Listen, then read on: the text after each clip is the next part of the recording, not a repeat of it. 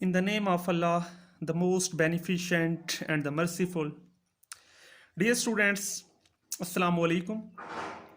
आज का मेरा ये लेक्चर उन तमाम स्टूडेंट्स के लिए है जो बीएस और एमएससी के बाद जॉब की तलाश में हैं, जो कि लेक्चरशिप मैथमेटिक्स या एसएस मैथमेटिक्स या एजुकेटर्स मैथमेटिक्स के लिए रिटन टेस्ट देना चाहते हैं। ये मैं एक सीरीज़ स्टार्ट कर रहा हूँ आपके लिए। इन टेस्ट्स को, इन लेक्चर्स को बहुत अच्छे तरीके से समझिएगा। इंशाल्लाह आपका जो एमसीक्यू टेस्ट है 100 मार्क्स का, इंशाल्लाह वो आपका कवर होगा। डियर स्टूडेंट्स, जो हमारा आज का फर्स्ट टॉपिक है वो है कार्टेशियन प्रोडक्ट ऑफ सेट्स। इसकी हम डेफिनेशन को लेके चलेंगे। Let A and B be two non empty sets, then Cartesian product A cross B is defined as. ये जो हमारा ए क्रॉस बी है ये इस तरह डिफाइन होता है कि A cross B is the collection of ordered pairs A B such that A belongs to A and B belongs to B.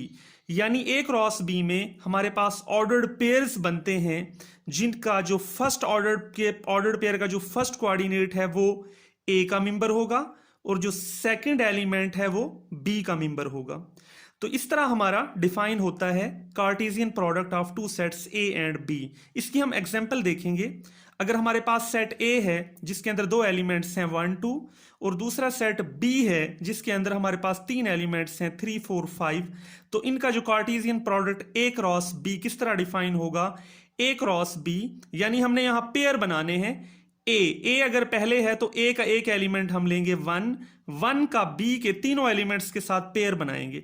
यहां पे आप देख सकते हैं कि हमारा 1 हमने यहां से 1 पिक किया और इन तीनों एलिमेंट्स के साथ पेयर बनेगा 1 3 1 4 1 5। उसके बाद फिर हमने ए का सेकंड एलिमेंट उठाया, सेकंड का इन तीनों के साथ पेयर बनेगा 2 3 2 4 2 5। ये हमारा डिफाइन होता है दो नॉन एम्प्टी सेट्स का Cartesian product A cross B. अब इसी तरह similarly we can define Cartesian product B cross A. B cross A हमारा इस तरह डिफाइन होगा कि बी क्रॉस ए में भी ऑर्डर्ड पेयर्स होंगे, लेकिन उसमें कंडीशन ये है कि पहले वाला सेट बी का एलिमेंट होगा और दूसरे वाला सेट ए का एलिमेंट्स होगा। यानी B cross A is the collection of ordered pairs B A such that first element is the member of B.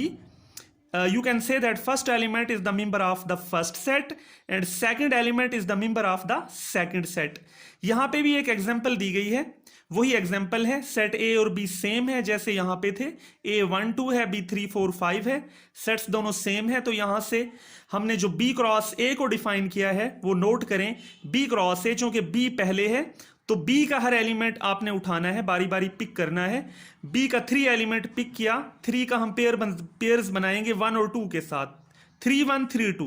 फिर हमने बी का सेकंड एलिमेंट 4 उठाया, इन दोनों के साथ पेयर बनेगा 4 1 4 2। फिर हमने बी का लास्ट एलिमेंट 5 उठाया, 5 का पेयर बनेगा 1 2 के साथ 5 1 5 2। तो डियर स्टूडेंट्स, ये डिफरेंस है ए क्रॉस बी और बी क्रॉस ए में। यानी हमारा कार्टेशियन प्रोडक्ट में जो सेट पहले होगा हमने उसका एलिमेंट पहले उठाना है और दूसरे के साथ पेयर्स बनाने हैं, और इसी तरह तमाम एलिमेंट्स के साथ पेयर बनेंगे। यहां पे एक नोट है, आप चेक करें कि ए क्रॉस बी में not be equal to B cross ए।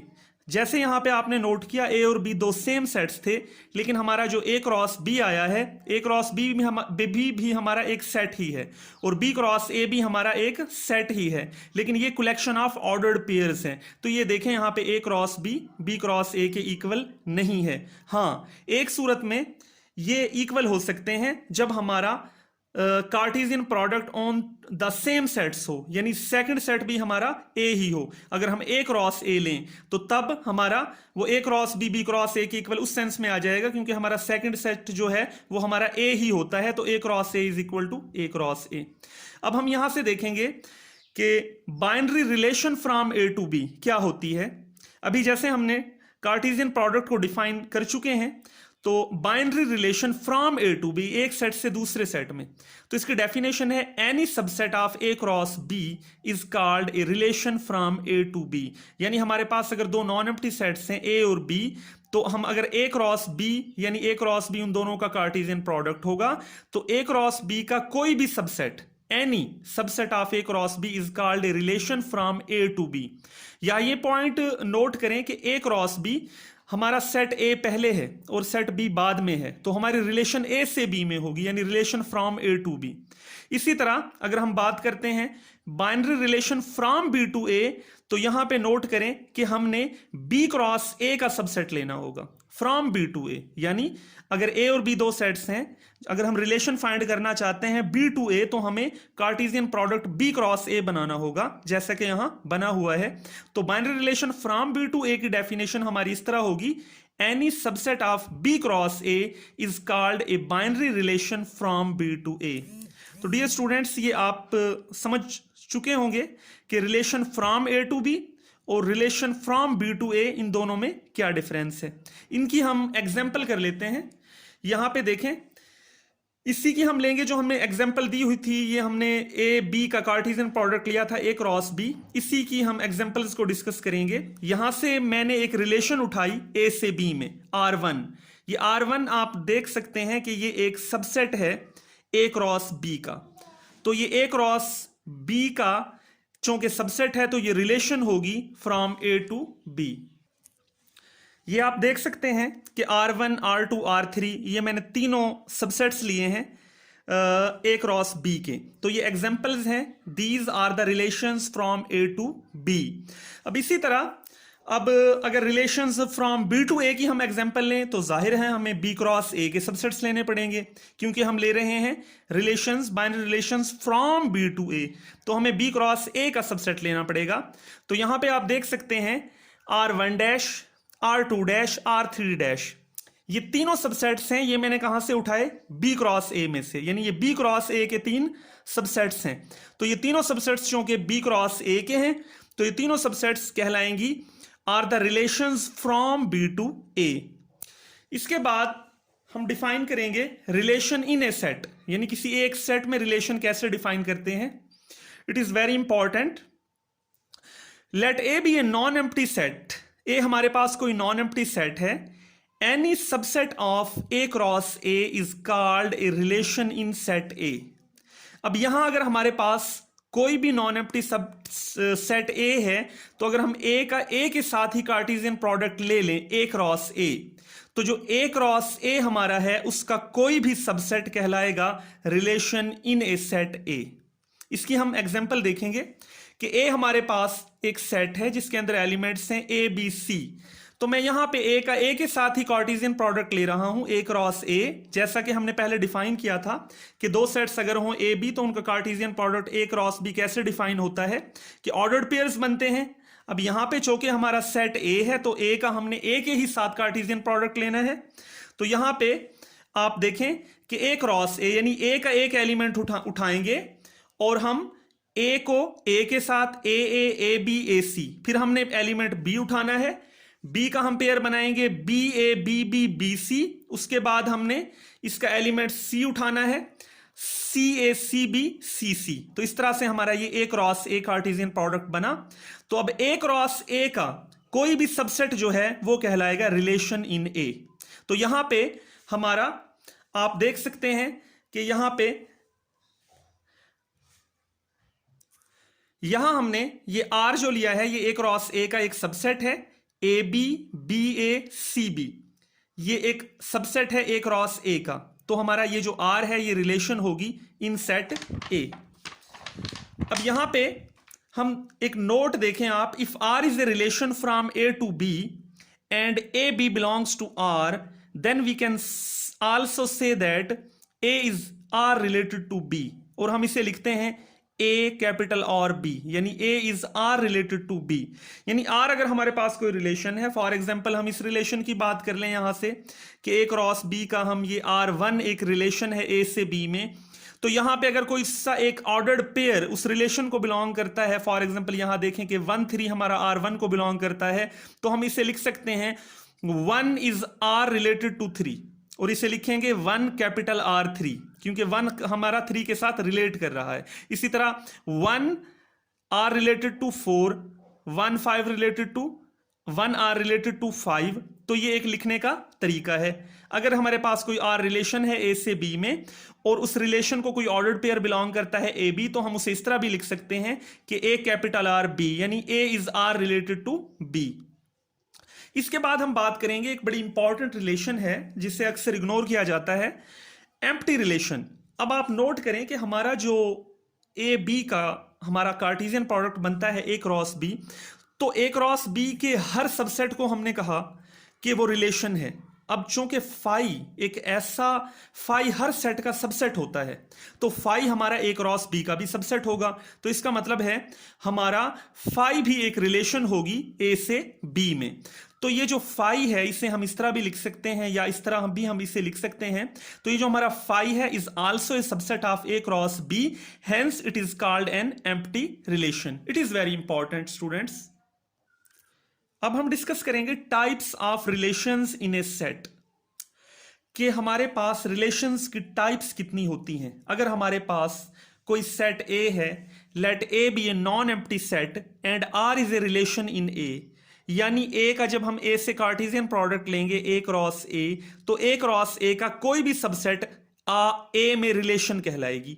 तो अगर हमारे पास आर कोई रिलेशन है ए के अंदर सेट ए में, तो उस रिलेशन की 3 टाइप्स हो सकती हैं, 3-4 बल्कि काफी टाइप्स हैं। हम यहां पे 4 टाइप्स डिस्कस करेंगे which are important for you. पहली टाइप है रिफ्लेक्सिव, कि हमारे पास अगर कोई नॉन एम्प्टी सेट ए है और उसमें कोई रिलेशन आर है, तो आर जो रिलेशन है सेट ए में वो रिफ्लेक्सिव कब होगी। इसकी डेफिनेशन है कि relation R is said to be reflexive in A if for all A belongs to A ordered pair belongs to R. यानी यहां पे आप नोट करें कि सेट ए की कोई रिलेशन आर ए में रिफ्लेक्सिव होगी अगर ए के हर एलिमेंट के लिए ये जो ऑर्डर्ड पेयर बनता है ए वो उस रिलेशन में मौजूद हो। सेकंड पे हमारी आती है सिमेट्रिक रिलेशन। कोई भी रिलेशन आर सेट ए में is said to be symmetric in A if, अगर ये वाला ऑर्डर्ड पेयर ए भी अगर आर को बिलोंग करता है तो देन फिर बी ए भी आर को बिलोंग करे। अगर ये कंडीशन सेटिस्फाई हो तो फिर ऐसी रिलेशन कहलाएगी सिमेट्रिक रिलेशन। थर्ड पे हमारा है anti symmetric relation. Anti symmetric relation ऐसी रिलेशन आर ए में एंटी सिमेट्रिक रिलेशन कहलाती है अगर ordered pair A B R को बिलोंग करे और बी ए भी आर को बिलोंग करे, तो देन ए और बी इक्वल होने चाहिए। अगर ये कंडीशन सेटिस्फाई होगी तो ऐसी रिलेशन हमारी एंटी सिमेट्रिक रिलेशन होगी। नंबर 4 पे हमारी आती है transitive relation. R is said to be transitive relation if, अगर हमारा ordered pair A B R को बिलोंग करता है एंड, और ये जो सेकंड एलिमेंट है बी किसी के साथ पेयर बना के बी सी भी आर को बिलोंग करता है। यानी ये यहां पे इंपॉर्टेंट है कि ordered pair A B belongs to R और जो सेकंड एलिमेंट है हमारा बी वो किसी और एलिमेंट के साथ पेयर बनाता है बी सी। अगर ये दो ऑर्डर्ड पेयर आर को बिलोंग करते हैं तो देन फिर उसके बाद ये पहले वाला ए और ये सी, देन ये वाला ऑर्डर्ड पेयर ए सी ये भी आर को बिलोंग करें, तो तब ऐसी हमारी रिलेशन कहलाएगी ट्रांजिटिव रिलेशन। इसकी एग्जांपल्स हम डिस्कस करते हैं, यहां से आप इजीली इसको अंडरस्टैंड कर सकते हैं। देखें यहां पे हमारी एग्जांपल्स में हमने एक सेट लिया नॉन एम्प्टी ए 1 2 3, हमने ए का ए के साथ कार्टेशियन प्रोडक्ट ले लिया ए क्रॉस ए। ये मैंने आपको पहले भी समझाया है कि ए क्रॉस ए मीन ए का ए के साथ ही हमने कार्टेशियन प्रोडक्ट लेना है, तो हर एलिमेंट को बारी बारी हम चूज करेंगे और उसी के हर एलिमेंट के साथ हम पेयर बनाएंगे। जैसे 1 को हमने चूज किया तो 1 का हम पेयर बनाएंगे तीनों एलिमेंट्स के साथ 1 1 1 2 1 3।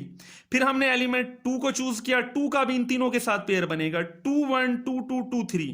फिर हमने एलिमेंट 3 को चूज किया, 3 का भी तीनों के साथ पेयर बनेगा 3 1 3 2 3 3। तो इस तरह से हमारा ये कंप्लीट हो जाता है ए क्रॉस ए का ए के साथ कार्टेशियन प्रोडक्ट। तो यहां से हमने जैसे पहले डिस्कस किया है कि कोई भी जो ए क्रॉस ए का सबसेट होगा वो रिलेशन होगी ए में। तो अब हम यहां से इनकी टाइप्स देखते हैं। ये 3-4 टाइप्स जो हमने पढ़ी हैं, reflexive, symmetric, anti symmetric and transitive. तो यहां से मैंने इस ए क्रॉस ए का सबसेट उठाया R1, जिसके अंदर मैंने ये एलिमेंट्स लिए हैं 1 1 2 1 1 1 2 2 एंड 3 तो यहां पे आप नोट करें कि ये रिफ्लेक्सिव है। ये रिफ्लेक्सिव क्यों होगी, आप नोट करें कि इसमें ए के अंदर कितने एलिमेंट्स हैं, 1 2 3।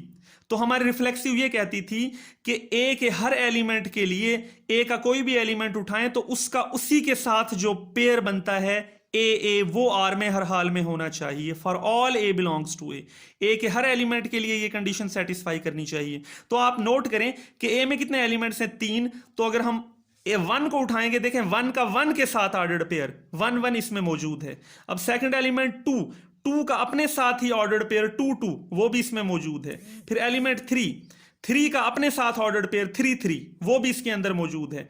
तो ये कंडीशंस, ये तीनों एलिमेंट्स चूंकि 1 1 2 2 और 3 3 ये इसमें मौजूद हैं, तो इस वजह से ये हमारे जो रिलेशन है ये इस प्रॉपर्टी को सेटिस्फाई करती है, इसलिए ये हमारी जो रिलेशन है R1 ये रिफ्लेक्सिव होगी। इसके बाद हमने एक क्रॉस ए का सबसेट लिया R2, जाहिर है ये भी रिलेशन इन ए होगी। तो ये रिलेशन मैंने एग्जांपल ली है, इट इज सिमेट्रिक।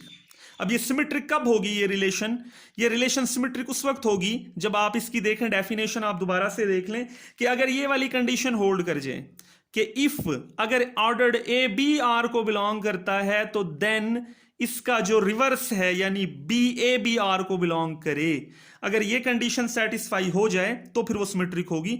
तो आप देख लें यहां से कि 1 2 अगर 1 2 बिलोंग करता है तो देखें 2 1 उसका जो रिवर्स ऑर्डर है 2 1 भी इसमें मौजूद है। 2 3 अगर इसमें है तो देखें उसका रिवर्स ऑर्डर 3 2 भी उसमें है। 3 2 अगर है तो 2 3 भी है। इसी तरह 2 1 है तो फिर 1 2 भी इसमें है। इसका मतलब है इसके तमाम ऑर्डर्ड पेयर्स इस कंडीशन को सेटिस्फाई करते हैं। तो इसलिए हमारी जो R2 होगी ये हमारी रिलेशन ए में सिमेट्रिक रिलेशन होगी। इसके बाद हम आते हैं एंटी सिमेट्रिक रिलेशन।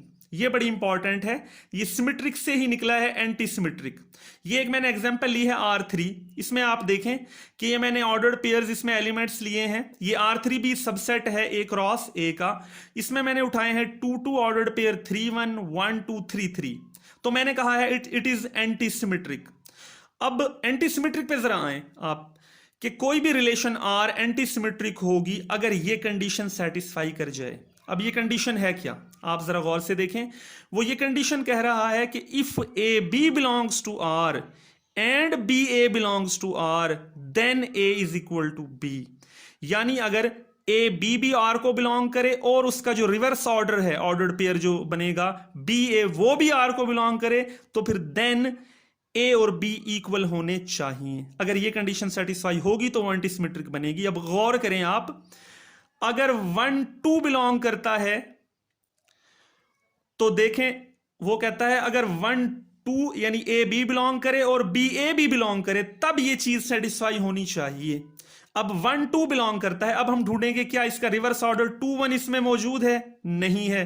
तो हमें ये प्रॉपर्टी चेक करने की जरूरत ही नहीं इस एलिमेंट के लिए, क्योंकि कंडीशन ये है कि अगर ए बी बिलोंग करता है आर को तो उसका रिवर्स ऑर्डर भी उसमें होना चाहिए, फिर ये चीज होल्ड करे। तो अब देखें 1 2 का रिवर्स ऑर्डर इसमें है ही नहीं ऑर्डर्ड पेयर, तो इस वजह से हमारा जो 1 2 के लिए हम इस कंडीशन को चेक ही नहीं करेंगे, ये ऑटोमेटिकली सेटिस्फाई होगी। अब हम देखेंगे 2 3 के लिए। अब 2 3 यहां पे पड़ा हुआ है, 2 3 का रिवर्स ऑर्डर क्या इसमें है, 3 2 नहीं है। तो इसका मतलब है अब हमें कंडीशन चेक करने की जरूरत ही नहीं, ऑटोमेटिकली हमारी सेटिस्फाई हो रही है। अब देखें 1 3 का रिवर्स ऑर्डर 3 1 इसमें मौजूद ही नहीं, तो इस वजह से हम ये प्रॉपर्टी ऑटोमेटिकली सेटिस्फाई हो जाएगी। अब आप लास्ट में देखें, इट इज वेरी इंपॉर्टेंट, हमारा ये ऑर्डर्ड पेयर है 3 3, ये इस R4 को बिलोंग करता है। तो 3 3, अब आप देखें कि if A B belongs to R and B A belongs to R then A is equal to B. ये देखें 3 3 R4 में है और इसको इधर लिख दें, इसका ऑर्डर चेंज भी कर दें तब भी ये 3 3 ही रहेगा। यानी A B belongs to R and B A belongs to R then A is equal to B. तो ये वाला एलिमेंट जो है हमारा 3 3 ये इस कंडीशन को सेटिस्फाई कर रहा है, इसलिए हमारी जो रिलेशन होगी ये एंटी सिमेट्रिक होगी। इसके बाद है हमारी ट्रांजिटिव। ट्रांजिटिव आप देखें, ट्रांजिटिव रिलेशन, ये एग्जाम्पल जो थी हमारी R4 को मैंने डिस्कस कर दिया है। वैसे ये मैंने एग्जांपल दी हुई थी ट्रांजिटिव के लिए, लेकिन ये भी हमारी एंटी सिमेट्रिक बनेगी। तो आप देखें R3 में भी ये हमारी जो कंडीशन है एंटी सिमेट्रिक वाली वो सेटिस्फाई होती है, तो R3 हमारी एंटी सिमेट्रिक होगी। अब R4 जो है हमारी ये ट्रांजिटिव भी होगी। आप देख लें ट्रांजिटिव की डेफिनेशन क्या है कि a relation R in a set is said to be transitive if, अगर ये वाली कंडीशन होल्ड करे। अब ये कंडीशन क्या है कि if ordered pair A B belongs to R and B C belongs to R, जैसे कि पहले हमने डिस्कस किया था, यानी ordered pair A B R को बिलोंग करे और इसका जो आगे वाला एलिमेंट है बी वो किसी और एलिमेंट के साथ पेयर बना के वो आर में मौजूद हो, यानी A B and B C belongs to R, फिर देन तो फिर इस ऑर्डर्ड पेयर को ये पहले वाला एलिमेंट और ये आखिरी वाला एलिमेंट ए सी, इस ऑर्डर्ड पेयर को भी उस आर में होना चाहिए। अगर ये कंडीशन सेटिस्फाई होगी तो वो रिलेशन ट्रांजिटिव होगी। अब आप देखें ये हमारी जो रिलेशन है R4 जो कि एक रास ए का सबसेट है, तो ये रिलेशन है ए में। R4 में आप देखें 1 2 अगर इसे बिलोंग करता है और 2 3 अगर आर को बिलोंग करता है, वही बात आ गई ए बी और बी सी,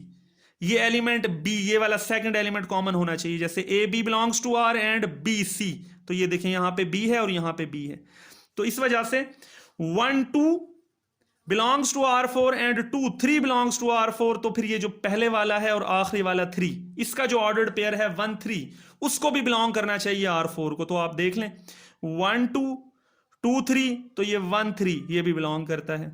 उसके बाद आप देख लें 3 3 3 3 3 3 3 3, यानी अगर आप इसको इस सेंस में देखना चाहें कि A B belongs to R and B C belongs to R, यानी 3 3 फिर 3 3 और फिर 3 3, यानी ये हमारी जो एलिमेंट है ये भी इस प्रॉपर्टी को सेटिस्फाई करता है। तो ये मैंने आपको स्टूडेंट्स बड़े डिटेल के साथ पढ़ाई है रिलेशन इन ए सेट, कि किसी भी सेट में अगर कोई रिलेशन हमें दी हुई हो तो हम इजीली बता सकते हैं कि वो रिफ्लेक्सिव है, सिमेट्रिक है, एंटी सिमेट्रिक है या ट्रांजिटिव है। अब इसके बाद दो टाइप्स हैं बहुत इंपॉर्टेंट रिलेशंस की, एक होती है equivalence relation in a set और एक होती है partial order relation in a set. इससे पहले ये क्वेश्चन है मैं आपके लिए छोड़ रहा हूं, नेक्स्ट लेक्चर में इस पे डिस्कस होगी, आप कमेंट्स में मेरे साथ भी डिस्कस कर सकते हैं कि ये एक रिलेशन आर मैंने ली है 1 1 2 2 3 3, ये इसी की एक रिलेशन है ए के अंदर। ये मैंने ए क्रॉस ए का ही एक सबसेट उठाया है जिसमें ये मैंने एलिमेंट्स उठाए 1 1 2 2 एंड 3 3, तो ये देखें एक रिलेशन है ये ए में 1 1 2 2 3 3, ये इसके एलिमेंट्स हैं।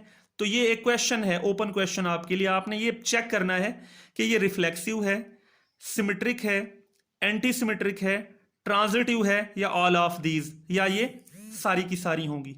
तो ये आपके लिए क्वेश्चन है, ये आप मुझे कमेंट में इसका आंसर कर सकते हैं। इसके बाद दो बड़ी इंपॉर्टेंट रिलेशंस हैं किसी भी सेट में, एक होती है equivalence relation in a set. वो क्या है?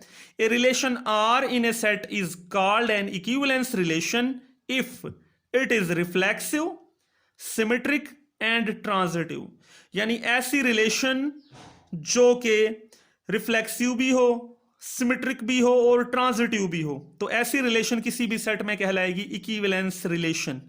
इसकी हम एक एग्जांपल लेते हैं, ये ए हमारे पास सेट है जिसके अंदर 3 एलिमेंट्स हैं 1 2 3, तो जाहिर है ए का ए के साथ पहले कार्टेशियन प्रोडक्ट लेना पड़ेगा, ये मैं ऑलरेडी ले चुका हूं, यहां पे देख लें ए क्रॉस ए, तो ए क्रॉस ए का जो कोई भी सबसेट होगा वो रिलेशन होगी ए में। तो ए में ये रिलेशन एक मैंने ली है आर, जिसमें मैंने ये सबसेट उठाया है ए क्रॉस ए का, जिसमें एलिमेंट्स हैं ऑर्डर्ड पेयर्स 1 1 2 2 3 3 2 3 3 2। तो आप ये देखें ये जो रिलेशन है ये रिफ्लेक्सिव भी है, आप चेक कर सकते हैं रिफ्लेक्सिव की प्रॉपर्टी को, ये रिफ्लेक्सिव भी है क्योंकि यहाँ पे 1 1 भी मौजूद है, 2 2 भी और 3 3 भी। ये हमारी सिमेट्रिक भी है, देख लें यहाँ पे अगर 2 3 है तो 3 2 उसका रिवर्स ऑर्डर भी पड़ा हुआ है हर एलिमेंट के लिए, 1 1 उसका रिवर्स ऑर्डर तो 1 1 ही बनेगा। इन तीनों एलिमेंट्स के लिए भी ये सेटिस्फाई होगी प्रॉपर्टी, और इन दोनों एलिमेंट्स के लिए भी ये जो सिमेट्रिक वाली प्रॉपर्टी है ये सेटिस्फाई हो रही है। और उसके बाद ये ट्रांजिटिव भी है। ट्रांजिटिव की क्या थी, दोबारा देख लें कि अगर ए बी आर को बिलोंग करता है और बी सी आर को बिलोंग करे तो फिर पहले वाले और आखिरी वाले को यानी ए सी को भी आर को बिलोंग करना चाहिए।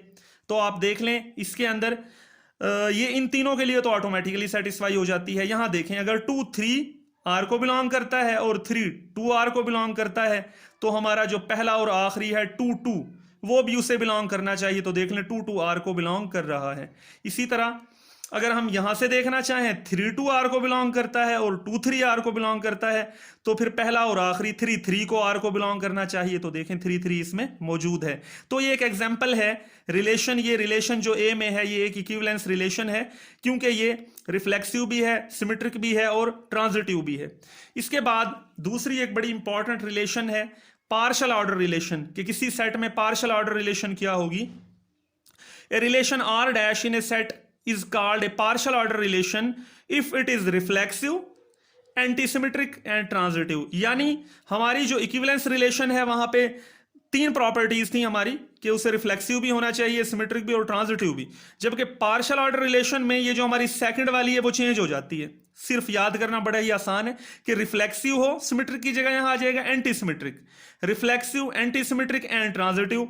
अगर कोई रिलेशन हमारी ये तीनों प्रॉपर्टीज को सेटिस्फाई करेगी, यानी वो रिलेशन रिफ्लेक्सिव भी हो, एंटी सिमेट्रिक भी हो और ट्रांजिटिव भी हो, तो वो रिलेशन हमारी होगी partial order relation in a set. तो ये एक एग्जांपल है। मेरे पास सेट ए है, वही 1 2 3 वही वाला सेट लिया हुआ है ए, ताकि आपको आसानी से समझ आ सके। तो A cross A Cartesian product हमें हर हाल में लेना ही होता है रिलेशन के लिए, क्योंकि उसका जो कार्टेशियन प्रोडक्ट लेंगे ए क्रॉस ए, उसी का सबसेट हमारा कहलाता है रिलेशन इन ए। तो यहाँ ए हमारा सेट है 1 2 3, तो इसका जो कार्टेशियन प्रोडक्ट है हमारा ए क्रॉस ए, इसका हमने एक सबसेट उठाया यहाँ पे आर डैश। आर डैश इस तरह का मैंने उठाया कि इसमें मैंने 1 1 2 2 3 3 और 1 3 ये एलिमेंट्स उठाए। तो अब मैं चेक करूंगा कि तीनों ये जो रिलेशन है ये रिफ्लेक्सिव भी है। आप देख सकते हैं कि इसमें 1 1 भी मौजूद है, 2 2 भी और 3 3 भी। ये रिफ्लेक्सिव की कंडीशंस हैं, क्योंकि 1 2 3 तीन एलिमेंट्स हैं, तो 1 का 1 के साथ पेयर, 2 का 2 के साथ पेयर और 3 का 3 के साथ पेयर, ये तीनों पेयर इसमें मौजूद हैं। तो ये हमारी रिफ्लेक्सिव हो गई। उसके बाद एंटीसिमेट्रिक। एंटीसिमेट्रिक की डेफिनेशन आपको बताई थी कि अगर ए बी आर को बिलोंग करे और उसका रिवर्स ऑर्डर भी आर में हो, तो फिर पहला दूसरा आपस में एलिमेंट्स बराबर होंगे। तो यहां पे हम देखें कि 1 1 1 1 का रिवर्स ऑर्डर 1 1 ही होता है। तो अगर 1 1 इसमें है और फिर 1 1 इसमें है, तो 1 इज इक्वल टू 1। यानी ये पहले तीनों एलिमेंट्स के लिए हमारी ये जो प्रॉपर्टी है एंटीसिमेट्रिक वाली वो सेटिस्फाई होती है। अब लास्ट एलिमेंट को देख लें 1 3। अब 1 3 जो है ये ऑटोमेटिकली इस एंटीसिमेट्रिक वाली प्रॉपर्टी को सेटिस्फाई करता है। क्यों? क्योंकि कंडीशन में ये है कि इफ अगर ए बी आर को बिलोंग करे और उसका रिवर्स ऑर्डर भी आर में मौजूद हो, तो तब ऐसा होना चाहिए। क्योंकि यहां 1 3 मौजूद है, 1 3 का जो रिवर्स ऑर्डर है ऑर्डर्ड पेयर 3 1 वो इसमें है ही नहीं, तो इसलिए 1 3 के लिए ये जो हमारी एंटीसिमेट्रिक वाली कंडीशन है ये ऑटोमेटिकली सेटिस्फाई हो जाएगी। तो ये एक एग्जांपल थी पार्शियल ऑर्डर रिलेशन की इन ए सेट। डियर स्टूडेंट्स, ये बहुत इंफॉर्मेटिव लेक्चर था, इसको अच्छी तरह से पढ़िएगा, बार बार अपने कॉन्सेप्ट क्लियर कीजिएगा। नेक्स्ट लेक्चर में इसी को हम फर्दर एक्सप्लेन करेंगे। Thank you very much.